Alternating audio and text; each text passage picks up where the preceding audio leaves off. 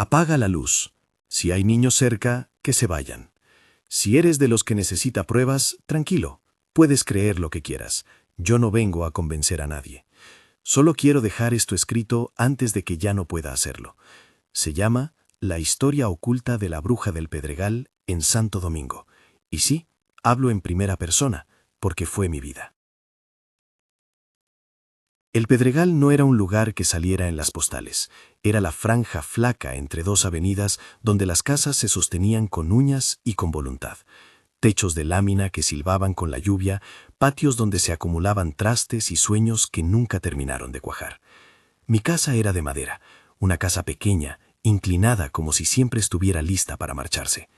Mi padre trabajaba en una trapalería, vendía lo que otros tiraban y hacía milagros con los objetos rotos. Mi madre no quedó para contarlo. Ella dejó una canasta con una bebé en la esquina del mercado una noche y nadie supo si fue culpa o decisión. A mí me crió la casa, la calle y la mirada de la gente. Desde muy niña supe que había algo en mi piel que no encajaba. No era solo la forma en que la ropa me quedaba o cómo los niños me miraban con curiosidad. Era una presencia que me venía por las madrugadas y me dejaba sin aliento, la parálisis. Los médicos le ponen nombres elegantes a los terrores del sueño. En mi barrio le llamábamos que se me sube el muerto. Te despiertas y no puedes mover nada. La cama se vuelve un cajón. La habitación se te clava en la garganta y siempre, siempre había una mujer sentada al lado de mi cama. La vi por primera vez cuando tenía 6 años. No puedo decir si estaba viva o muerta, si olía a flores o a tierra húmeda. Solo recuerdo su sonrisa, larga y sin alegría, y las manos que parecían hechas de sombra. Se sentó en el borde de mi cama y me miró como quien revisa un trabajo mal hecho. Yo intenté gritar, pero no salía sonido. Intenté mover los pies, dar un empujón, algo, cualquier cosa. Nada. Aquella mujer inclinó la cabeza y por un segundo vi sus ojos. Eran pequeños, brillaban como botones mojados.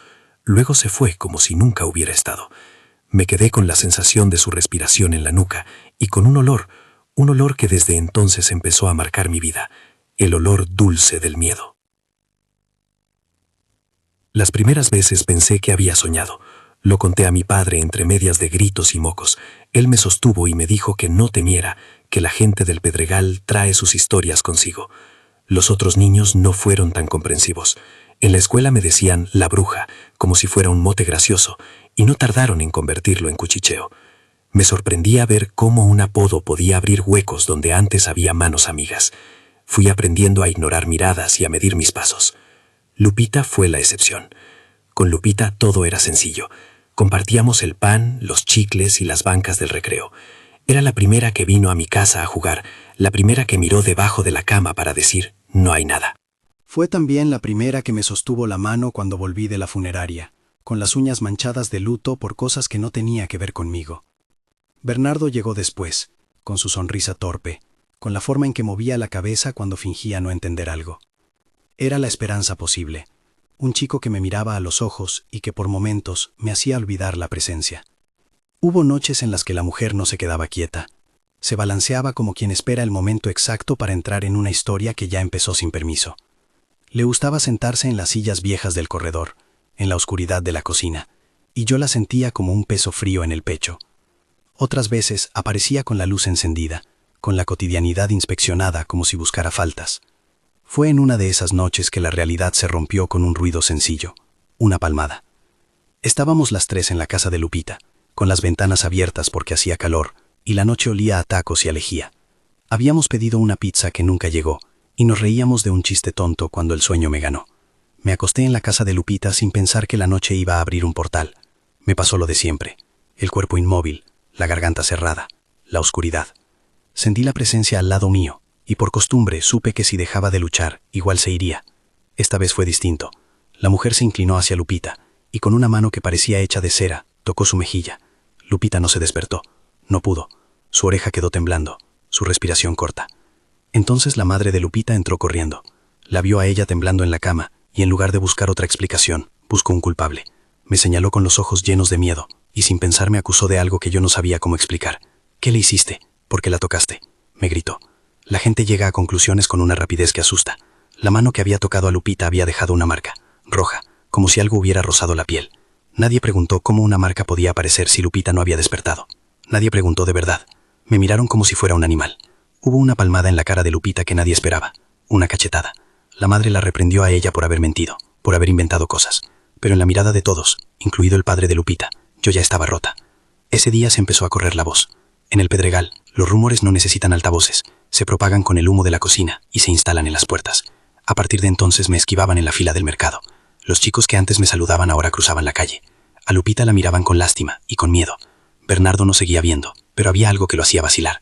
No sabía si se acercaba a la amiga o a la leyenda. Yo perdí la inocencia en un parpadeo, y con ella, la posibilidad de pasar desapercibida. La comunidad tiene un hambre de explicaciones que se sacia con etiquetas. Ser la bruja es una etiqueta que pesa y que atrae como imán a la sospecha.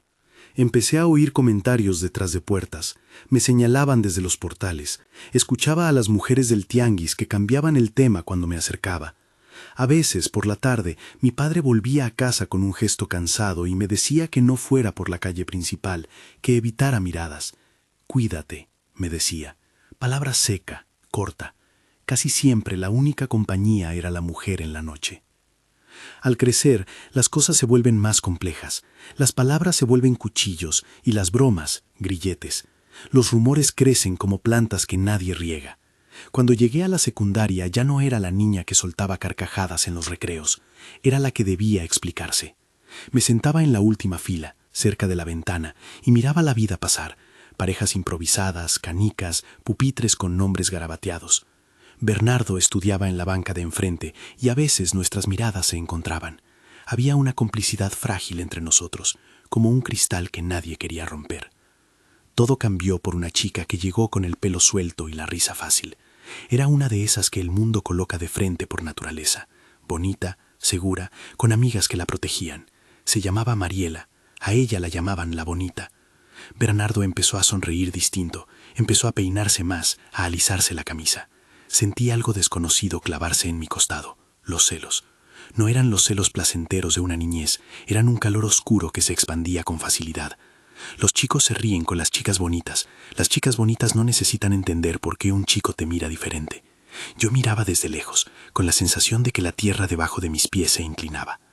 La humillación llegó en forma de rumor y la venganza en forma de búsqueda. No quiero justificar lo que hice, solo quiero contarlo como quien cuenta un error con sangre fría.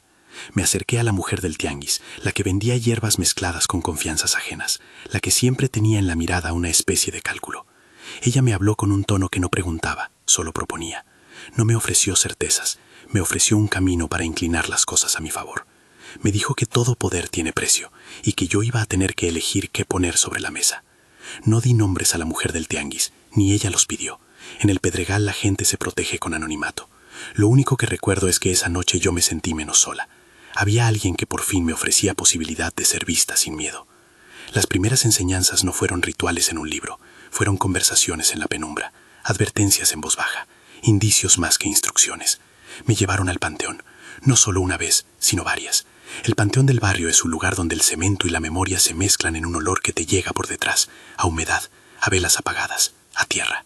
En el panteón, las mujeres se llamaban por apodos, que eran puertas. La señora de la sal, la que lleva las velas, la que hace los tratos. No eran brujas en un sentido de cuento. Estaban ahí porque habían aprendido que la vida en el Pedregal exige transacciones. Dan por recibir, imponen por recibir. Hay cosas que no puedo explicar desde la razón. Las noches en el panteón tenían una música que no era música, y las luces de las velas se movían como si tuvieran viento propio. Las mujeres hablaban en tonos que me parecían antiguos y a veces recitaban nombres que no era prudente repetir. Me enseñaron a mirar el mundo como un trueque. Para alterar la voluntad de alguien, algo debía ofrecerse a cambio. No me explicaron fórmulas, me describieron consecuencias. Sé que suena increíble y sé que suena a solamente palabras.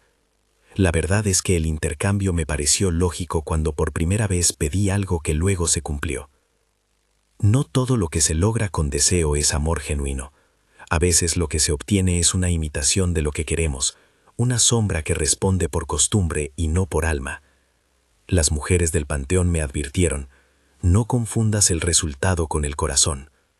Me dijeron que el amor forzado se parece a la obediencia, no sirve. Era una lección que me atravesó como espina. La primera vez que noté que algo cambiaba en mi cuerpo no fue en el panteón. Fue una tarde cuando volví a casa y la casa me recibió con un olor distinto, como si alguien hubiera dejado una jarra con caramelo abierta en el corredor. No era dulce en el sentido amable, era un dulzor que quemaba, que pegaba a la lengua, que hacía recordar el miedo, el olor dulce del miedo. Lo olí y me asusté. Lo busqué y no encontré nada fuera de lo habitual. Mi padre estaba en el taller, oliendo a aceite y a trapo viejo. Me miró con ojos cansados y dijo: ¿te pasó algo? Yo negué con la cabeza, porque explicar me parecía absurdo y peligroso. Esa misma semana Bernardo me escribió una nota. Quería verme, quería hablar. Yo sentí que el mundo volvía a girar a mi favor. Fuimos al parque del mercado, sentados en una banca con el metal caliente, y hablamos de tonterías. Él no parecía saber del rumor, o no quería saber. Su compañera, la bonita, pasó cerca de nosotros con amigas. Bernardo la miró un segundo, y después volvió la mirada hacia mí como buscando permiso. Fue un momento breve, sin gestos grandiosos.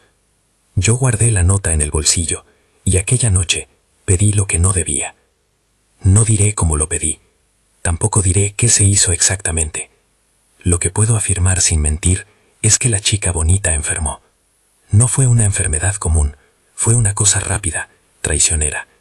Sus días se llenaron de náusea y fiebre. La casa donde vivía la gente empezó a cerrarse. Sus amigos le dieron la espalda. Dicen que los padres se desgastaron buscando médicos. Dicen que la risa se le fue y no volvió.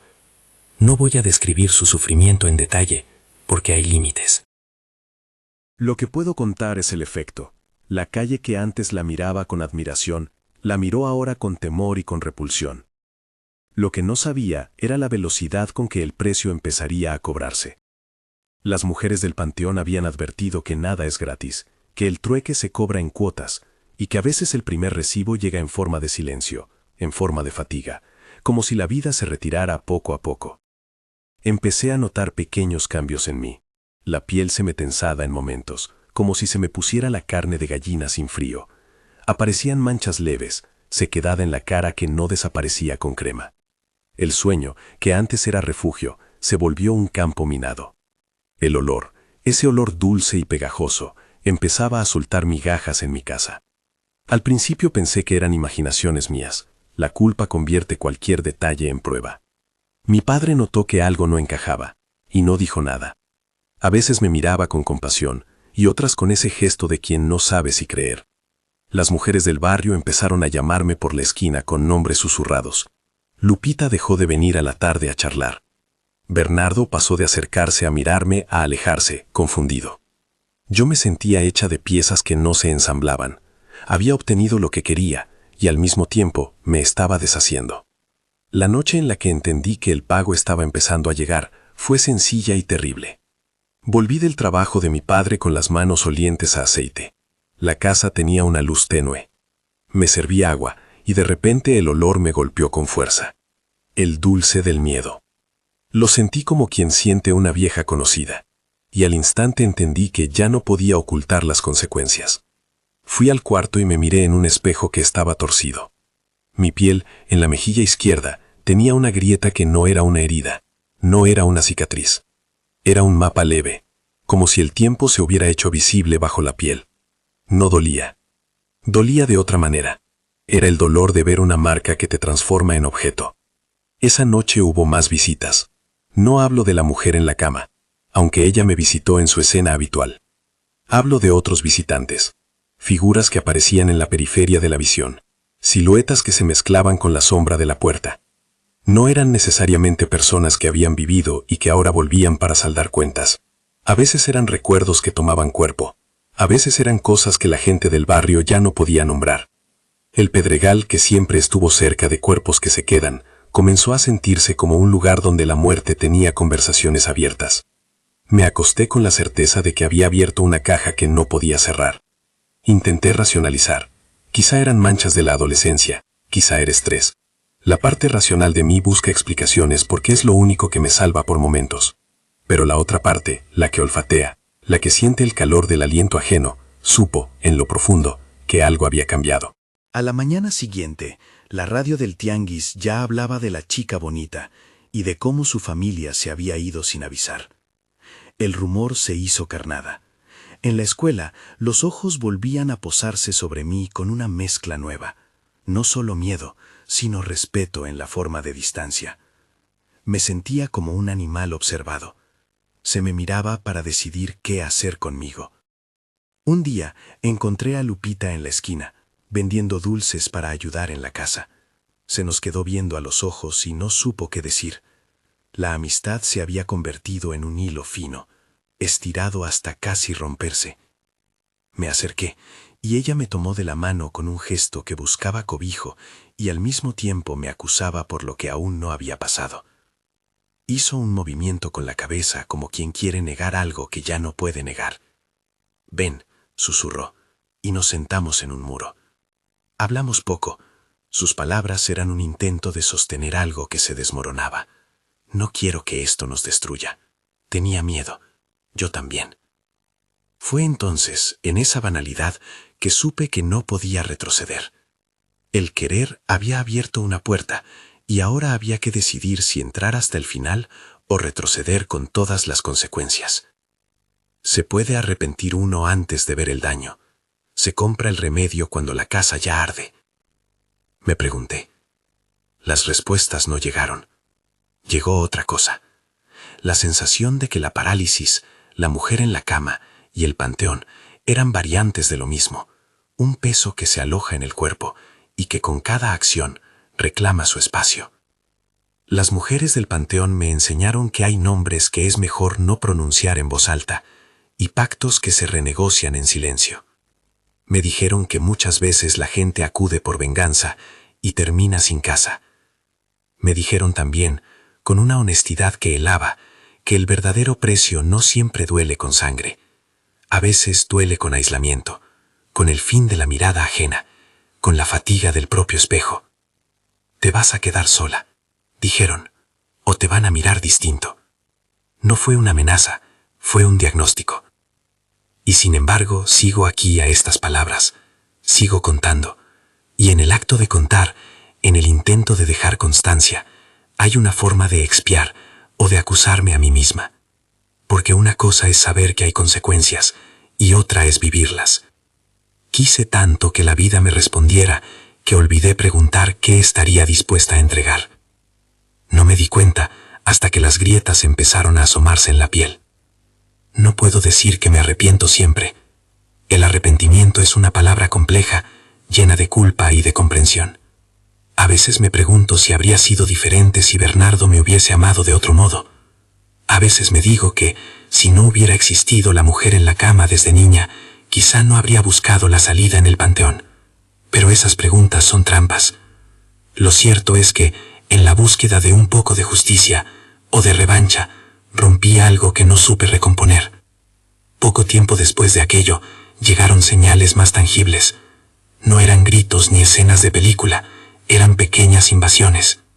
El olor dulce del miedo, que hasta entonces había sido una nota ocasional, empezó a prendarse en las cortinas, en la ropa que colgaba, en el plato que no había lavado. Los perros empezaron a ulular más de noche. La gente puso más distancia. Mi padre dejó de hablar de la canasta que trajo a casa y comenzó a tomar más whisky. Se encerró en su taller con sus herramientas y yo lo veía irse como a un barco que no regresa. Yo, que había pedido, me encontré pagando con mi cotidianeidad. El precio no era una sola cosa, era una suma de cosas pequeñas. Las mujeres del panteón me miraban con el tipo de respeto que se reserva a quien ya ha pasado por algo. Algunas me tocaban con guantes imaginarios, otras me dejaban velas en la puerta como gesto ritual de advertencia, y tal vez de compasión. A nadie le gusta admitir que el oficio que eliges termina por devorarte. Me recuerdo una noche en la que me asomé al corredor de la casa y vi la calle. Había luz de faroles y sombras que se estiraban. pasó un grupo de muchachos y se detuvieron a cuchichear, a reír con la crueldad que la gente suele llamar broma. Me miraron a mí y cruzaron la calle. La sensación de que la ciudad se inclina para mirar a un lado me pegó como un frío. Hice por volver al cuarto, por cerrar la puerta, por aislar la historia en mi pecho. Pero no pude. La presencia, la mujer, se sentó en la cama y me miró. Su sonrisa era la misma que cuando era niña, y por primera vez no sentí miedo. Sentí la culpabilidad como una mano que aprieta el vientre. La ambigüedad me acompaña desde entonces. No sé si lo que vi fue una proyección de mi mente golpeada desde la infancia, o si hubo realmente presencias que tomaron interés en mi vida. No sé si la enfermedad de la chica bonita fue una coincidencia que mi culpa supo interpretar, o si tuvo alguna relación con lo que pedí. No sé si las mujeres del panteón son guardianas, usureras, o simplemente mujeres que hacen lo que deben para sobrevivir. La verdad es una mezcla. La vida, a diferencia de las historias, no cierra con frases cerradas. Lo que me queda, después de tantos años, es una sensación de ruina lenta. Perdí amistades que aún podrían haber sido pilares. Perdí la posibilidad de ser vista sin miedo. Perdí noches de sueño. Y gané, paradójicamente, la certeza de que el mundo responde cuando sabes pedirle. No digo que sea bueno, digo que es cierto en mi caso. Gané también una carga que aprieta en la espalda y que huele a veces como caramelo caducado. Hay noches en que me levanto y me miro las manos, como si la culpa pudiera leerse en las palmas. Me pregunto qué pensará Bernardo, si alguna vez llega a comprender la lógica de mis pasos. Me pregunto si Lupita alguna vez me perdonará por el silencio que vino después de la primera acusación. Me pregunto si la mujer de la cama es algo que existe aparte de mí, o si soy yo una herida que la gente alguna vez cura con el nombre de bruja. He pensado en confesar más de una vez. He pensado en ir a buscar a los que aún quedan para decirles la verdad, pero la verdad pesa de otra manera cuando la pronuncias. Obliga a escuchar, a decidir, a actuar. Y hay quienes no quieren oír. Por eso escribo, para dejar constancia, para que si algo me sucede, alguien más tenga la posibilidad de pensar en esto con calma, y no con la furia de la calle. No puedo contar todo. Hay cosas que me obligaron a editar incluso cuando mi memoria las sostenía vivas. Hay escenas que borré porque eran demasiado crudas, demasiado claras, y no quiero convertir esto en espectáculo. Lo que sí debo decirles, y lo digo con la voz que me queda, es esto. Cuiden su sueño. La parálisis existe, es real, y toma formas que la ciencia a veces explica, pero que el cuerpo también siente como invasión. Y si alguna vez sienten un olor que no pueden colocar, un dulzor pegajoso que les hace respirar 2 veces, presten atención. Porque a veces, cuando se duerme la conciencia, hay cosas que vuelven. Si este tipo de relatos te interesa, quédate un poco más en este canal, suscríbete. Hay muchas historias que viven en las esquinas del mundo, y el Pedregal tiene muchas que aún esperan ser contadas. Lo que viene después no es para narrar con ligereza. Hubo noches en las que los muertos llegaron en pequeñas oleadas, a veces un familiar, a veces un desconocido que había dejado la puerta entreabierta en otra vida. Las visitas no siempre eran reconocibles, parecían arrastrar con ellos olor a tierra fresca y la costumbre de mirarme sin sorpresa. En una ocasión mi padre cayó enfermo de una manera que la gente comentaba susurrando. No diré cómo murió ni cómo ocurrió exactamente, solo diré que su cuerpo se fue apagando como la luz de una vela que se consume al borde de una mesa, y cada vez que alguien moría cerca, el olor dulce del miedo se hacía más fuerte, como si el panteón mismo respirara. Me sentí rodeada, no solo por cuerpos, sino por miradas, por acumulación de historias, por espera. Empezaron a aparecer cosas en la casa, flores marchitas en lugares donde nadie las había dejado, pequeños montículos de tierra al pie de la puerta, nombres susurrados en la mitad de la noche. La gente dejó de tocarme por temor a lo que podía traer a la casa. Incluso el perro del vecino, que antes me seguía hasta la reja, ahora se quedaba al otro lado, gruñendo como si detectara una vibración que los humanos no veían. En este punto la historia empieza a partirse en 2 caminos simultáneos, el exterior, con el barrio que estrecha los ojos, y el interior, con la culpa que muerde. La mujer en la cama seguía viniendo, a veces me hablaba sin palabras, a veces me miraba con curiosidad. Era como si ella misma quisiera entender la transacción que había propiciado. Me pregunto si, de alguna manera, era la encargada de cobrar las fichas que yo había puesto sobre la mesa. La ambigüedad me salvó y me condenó al mismo tiempo. Podía decir que todo era producto de mi mente torturada, y nadie habría podido probar lo contrario. Podía decir que había algo más, y la gente me miraría con la mezcla de asco y fascinación que suele guardarse para las historias de terror. Por eso preferí el silencio, la mayor parte del tiempo. Aún así, hubo pequeños brotes de peligro. Gente que me lanzó insultos, madres que me apartaron a sus hijos, cartas anónimas que dejaban amenazas en la puerta. Yo las quemaba en la cocina y miraba cómo la llama consumía la tinta, pensando que así también podría consumir mi parte oscura. Pero el fuego tiene memoria. La llama no borra lo que quedó hecho de carbón. Y algo del carbón se me pegó a la piel. En el barrio, la gente habla de la brujería como si fuera oficio. Para muchos, es trueque. Para otros, amenaza. Para pocos, negocio. Yo aprendí que hay reglas no escritas. No se nombra a los vivos con crueldad. No se exige por cosas que destruyen almas. Y jamás se juega con el amor ajeno, si no estás dispuesto a pagar con tus propios pedazos. Lo aprendí tarde. El Pedregal me conoció como una mujer que había cruzado puertas que la mayoría no cruza. Me respetaron, en el sentido de que ya no se acercaban sin medida. Pero también me castigaron con el silencio. Que en ese barrio es un tipo de casa. Las mañanas se llenaron de caras que no eran amigas. Los atardeceres de imágenes que no sabía si inventaba. El olor, que al principio solo asomaba, se volvió una presencia física. Empezó a dejar rastros, como migas hacia un destino que yo no quería alcanzar. Una noche, cuando la luna estaba fría, decidí volver al panteón sin aviso. No quería las mujeres que me habían enseñado. Quería respuestas en crudo. Quería saber si el intercambio podía revertirse. Quería, quizá, encontrar una manera de recuperar a los que había perdido. Me encontré a solas entre las lápidas, con los pies hundiéndose en tierra húmeda. El viento movía las copas de los árboles, y las piedras parecían inclinarse para escuchar. Caminé hasta un nicho vacío y me senté. La claridad de la luna transformó las letras gastadas en sombras largas. En ese silencio, algo pasó. Sentí la certeza de que no todo tiene arreglo, y que las cosas que se piden sin medida reclaman algo mayor. Sentí también, con una especie de claridad cruel, que la historia no terminaría con simples disculpas. Me di cuenta de que la vida en el Pedregal funciona con un equilibrio que yo había alterado, y que ese equilibrio, cuando se rompe, no siempre vuelve a su sitio. Regresé a casa con la sensación de que si algo iba a hacerse, debía hacerse pronto. Había llegado al borde de algo. No sabía si lo que me esperaba era redención o condena. Solo sabía que la cuenta estaba abierta, y que el tipo de pago no iba a ser sencillo. Fue en ese punto, cuando la noche me había dejado sola, y la ciudad respiraba, que noté por primera vez que la forma de mis manos había cambiado. No era algo obvio, no era algo para las miradas de la calle. Pero yo lo sentí, una dureza nueva, como si algo en mis dedos se hubiera endurecido para sostener lo que viene.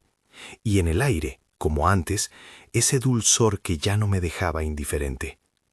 La historia no ha terminado con esto. Quedan pasos que di y que no puedo borrar. Quedan noches en que los muertos vienen a charlar como si hablaran de la hora del cena.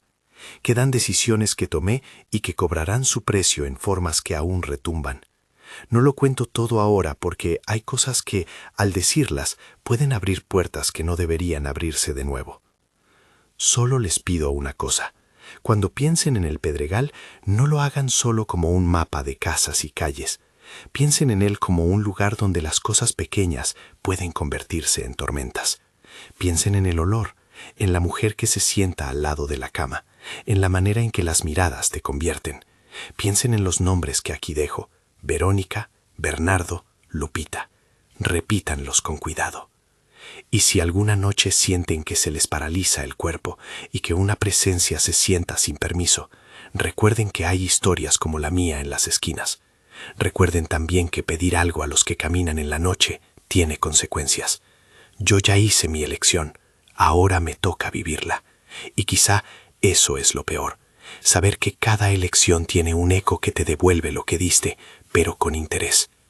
Yo ya hice mi elección, ahora me toca vivirla. Y vivirla fue y es una acumulación de pequeñas muertes cotidianas que nadie siente en la prensa. La pérdida de rostros, la pérdida de confianza, la pérdida de la propia ternura.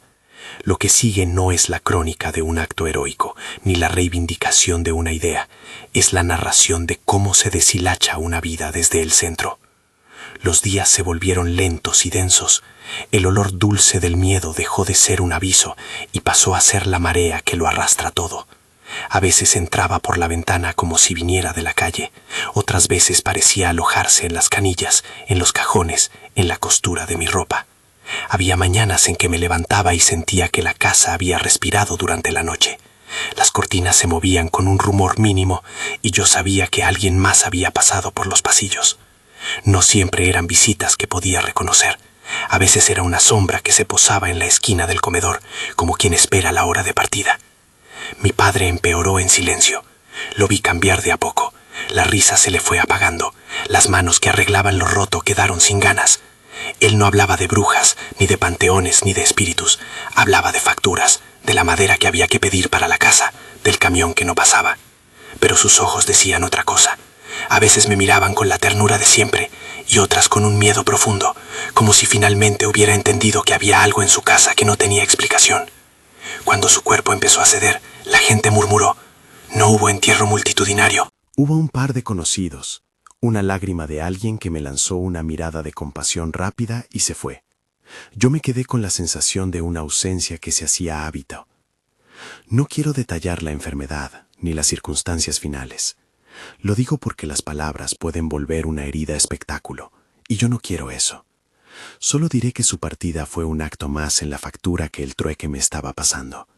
El Pedregal tomó una decisión silenciosa: apartarse. Los que miraban antes casi con envidia, ahora con distancia. Los que me habían traído pan alguna vez ya no pasaban por mi puerta. En la calle las conversaciones bajaban de tono cuando yo aparecía. Las madres recogían a sus hijos. Los chiquillos, crueles, sumaban a sus juegos mi nombre como castigo. Bernardo se convirtió en una presencia intermitente, como una luz que titila desde lejos. A veces lo veía en la plaza, o pasando en la esquina, y sentía la mezcla de esperanza y vergüenza que todavía me atenazaba. Hubo un día en que vino a mi casa. No lo esperaba.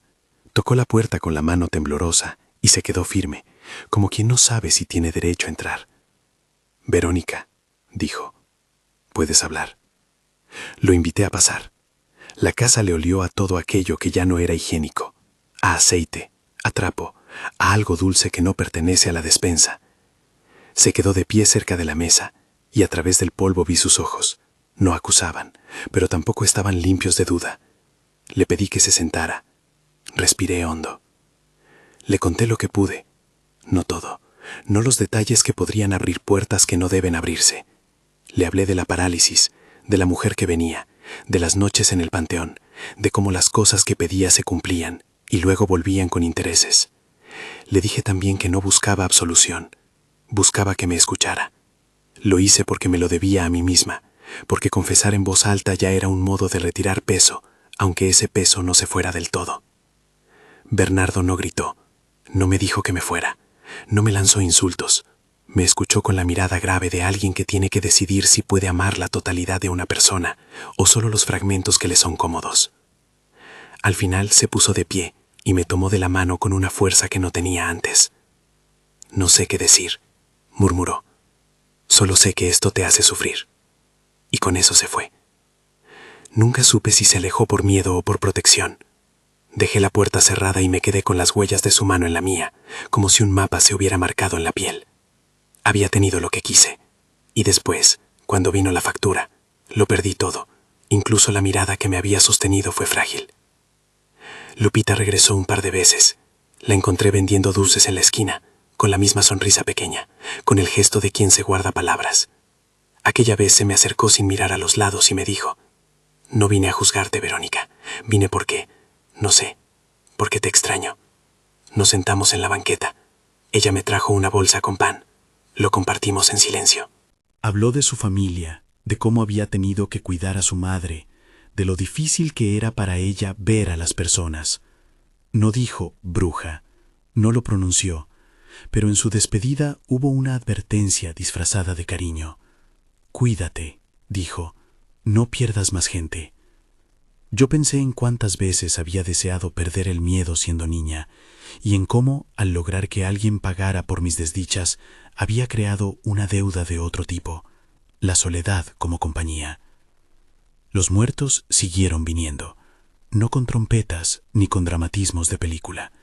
Venían con pequeños signos: una crema que se secaba sin razón, una foto volteada, una silla que alguien había ocupado y luego no recordaba. La casa se volvió un mapa de presencias que yo ya no sabía catalogar. A veces despertaba en mitad de la noche y lo sentía junto a la cama, como esperando que dijera algo. Había noches en que la mujer del borde del lecho se quedaba mirándome y su sonrisa parecía más curiosa que malvada. En alguna de esas miradas noté algo que me cruzó como un cuchillo. No era odio puro, era interés, como si mi historia fuera una novela que alguien no acababa de entender. Fueron surgiendo marcas en mi cuerpo que la gente veía y comentaba en voz baja, manchas que no eran llagas, cicatrices que parecían mapas. La gente no las entendía y entonces inventaba. Inventar calma la incertidumbre. El pedregal respondió con su costumbre: alejarse, murmurar y de vez en cuando arrojar una ofensa para aliviar la propia culpa. Con el tiempo dejé de intentar esconder las señales. No servía. La gente ya había decidido quién era yo. Se me volvió imposible regresar a la inocencia. El trabajo que mi padre hacía en la trapalería había tenido la honestidad del arreglo. Mis manos, en cambio, ahora guardaban la memoria de haber tomado atajos. Me acosté muchas noches pensando en las veces que hubiese querido retroceder. Comprendí que el arrepentimiento no es una moneda que se paga y ya está. Es un gesto que exige rearmar lo que uno rompió, y muchas cosas rotas no tienen pegamento. Una tarde me topé con una vecina que, la semana anterior, me había lanzado un comentario cruel. Esta vez me miró sin la misma rigidez. Me habló de su hija, de los problemas de la casa, y con una voz más baja, me confesó que había pensado en venir a buscar ayuda, pero no por mi carácter, por el olor. No supe qué decir. Ella hizo un gesto con las manos como si quisiera abrazar algo que no se puede abrazar, el alivio temporal. Me miró y luego me dijo: hay noches que el viento huele raro, hay noches que no puedo dormir. Y se fue. Hay cosas que aprendí en la soledad que no habría querido aprender de esa manera. Aprendí a reconocer el signo de la presencia antes incluso de que apareciera. Aprendí a sentir el movimiento en el aire cuando alguien que ya no estaba viva venía. Aprendí, sobre todo, a conjugar la culpa de quien causa dolor con la culpa de quien la soporta, porque la culpa no es unidireccional, atraviesa a todos. En algún momento intenté revertir lo hecho. Fui al panteón una noche con la idea infantil de que podría pedir algo a cambio. No la misma vida, no las cosas materiales, sino un respiro. No cuento lo que pedí, no lo haré. Solo diré que salí con la certeza de que algunos pagos no aceptan devoluciones. Salí con la misma sensación que tuve la noche en que comprendí que mi casa se inclinaba hacia la noche, que había roto el equilibrio. El cuerpo me cobró de maneras que no siempre se pueden ver. Me sentaba frente al espejo y reconocía una cara que ya no era netamente mía. La piel tenía un mapa que el maquillaje no borraba. Las manos, esas que habían tocado a la gente y a la vida cotidiana, se movían de manera diferente. A veces perdían tacto, otras la memoria. La fatiga era una nube que siempre estaba a mi lado. Empecé a dormir menos, no por miedo, sino porque dormir entraba en territorio de lo peligroso, la frontera entre conciencia y abandono. Dormir significaba arriesgarse a la parálisis, a la visita, a la mirada que escucha desde fuera. Las visitas, como dije, no eran solo hechos espectrales. Mi puerta fue salpicada por pequeñas ofensas anónimas. A veces, una nota sin firma, cuidado con lo que pides. Otras, un dibujo crudo en la pared. Me acostumbré a quemar esas cosas. Entendí rápido que la rabia pública prefiere la violencia simbólica. Le da forma a lo inconsciente. Hubo una vez que salí a la calle y encontré a Bernardo en la esquina con un niño en brazos. No pude evitar mirarlo. El niño era criatura de otra historia, de otro comienzo. Bernardo me vio y en sus ojos hubo dolor, y también la capacidad de no hundirse en mí. Pasó un rato y lo llamaron. Se fue. No nos despedimos. Al verlo alejarse con el niño, sentí algo parecido al entierro de lo que pudo ser. Me quedé con la certeza de que había perdido no solo amor, sino posibilidad. Con los años, la historia se convirtió en advertencia. Las madres la contaban como si fuera un cuento con moraleja. No ocupes lo que no te pertenece. Los chicos la repetían en las tardes, como un juego de miedo. Los viejos hablaban de la casa de lámina que no se dejaba ver. Yo me volví un signo, una lección ambulante. Eso tenía su propio peso. No hay alivio posible en convertirse en paradigma ajeno. Aún así, hubo destellos de humanidad. Una vecina mayor me dejó una vez una vela en la puerta, sin palabras. Una muchacha de la escuela vino una tarde con una bolsa de comida y se quedó a conversar como si nada de aquello importara. Son gestos pequeños, pero en la suma se nota la diferencia. Agradecí cada uno. Son la pequeña evidencia de que el mundo no es solo odio. Y la mujer de la cama siguió viniendo. Nunca aprendí si era una proyección o algo más. A veces se comportaba con la indiferencia de quien observa un experimento que se salió de control. Otras, con la ternura de quien cuida a quien ha perdido el rumbo. Me hablaba sin hablar. Sus ojos me decían que las cosas son más complejas de lo que nuestras palabras alcanzan. En ocasiones pensé que, si podía comprenderme, era porque era parte de la estructura misma de mi vida y no un agente externo. Esa idea me consolaba a medias. Con los años la casa se fue llenando de recuerdos y de imposibles. Me volví un ser con avisos, un rostro con historia y con un signo. Empecé a poner en orden lo que podía. Escribí esto y lo que escribí antes como si fuera un inventario. Algunas cosas las hojas las sostienen mejor que la memoria. La memoria es traicionera. Borra detalles, exagera otros, acomoda a su gusto. Por eso quise dejar constancia. No para absolverme, sino para explicar, para que alguien que alguna vez se sienta tentado por la venganza sepa cuál es el precio real. No deseo que nadie me perdone por lo que hice. No me merezco redención fácil. Solo quiero que se recuerde que detrás de la historia hay una niña que fue señalada, que buscó respuestas y que en su dolor cometió un error que pagó a lo largo de su vida. Quiero que quede claro que la brujería en este relato es un oficio ambivalente, oficio de quienes viven del trueque y oficio de quienes creen que con una acción pueden cambiar su destino. Es oficio que exige precio y que a veces cobra en formas que la gente no considera. Hay algo más que debo decir, aunque cueste decirlo. Durante años pensé que el castigo sería externo, miradas, reproches, venganzas, pero la mayor condena fue interna. Vivir con la certeza de haber hecho daño, ver el rostro de una amiga que se desdibuja en el tiempo, saber que la vida reclama lo que le fue arrebatado, es un castigo que no se reduce con lágrimas. Es una compañía que no te suelta. Uno aprende a convivir con esa especie de dolor administrativo que se presenta en recibos de gestos pequeños. La gente que ha venido a buscar este relato lo intenta clasificar. ¿Es fantasía? ¿Es reconocimiento de un trastorno? ¿Es moral? Respeten, por favor, la ambigüedad. La ambigüedad es lo que me salva y me condena. Me salva porque nadie puede probar lo que digo. Me condena porque nadie puede aliviar lo que siento. Si quieren creer en explicaciones médicas, hay verdades válidas ahí. La parálisis, la sugestión, el efecto del aislamiento. Si prefieren pensar en lo sobrenatural, también habrá cosas que encajarán en su percepción. Yo no tengo ganas de forzar una sola lectura. Mi vida se sostiene en ambas. Llegado este punto debo repetir algo que pedí al principio y que no voy a cansarme de pedir. No cambien los nombres. Verónica, Bernardo, Lupita. No porque espere que las palabras la santifiquen, sino porque en la precisión hay memoria. Si hay justicia en recordar, que sea con los nombres que elegí. No los alteren para hacer la historia más dramática o más vendible. Respétenlos como se respeta una confesión. Ahora, mientras escribo, la casa huele a tarde. Afuera alguien toca la puerta de un vecino y el sonido se queda en la noche. Siento todavía el leve roce del recuerdo en la nuca. Siento la mujer que se sienta en el borde de la cama, la vieja que me vio cuando era niña y que de algún modo me enojó el camino. No busco compasión, busco honestidad. Y dejo estas líneas como testimonio de que las elecciones existen y que cada una trae su consecuencia. No todo lo que cuento es bonito. No intenten adornarlo. Pero sí les pido algo final. Si alguna vez les pasa que al acostarse, les cuesta moverse y una presencia se asoma, No la reciban con curiosidad. No agarren aquello que promete solución fácil. Resistan. Hablen con alguien. Cuéntenlo.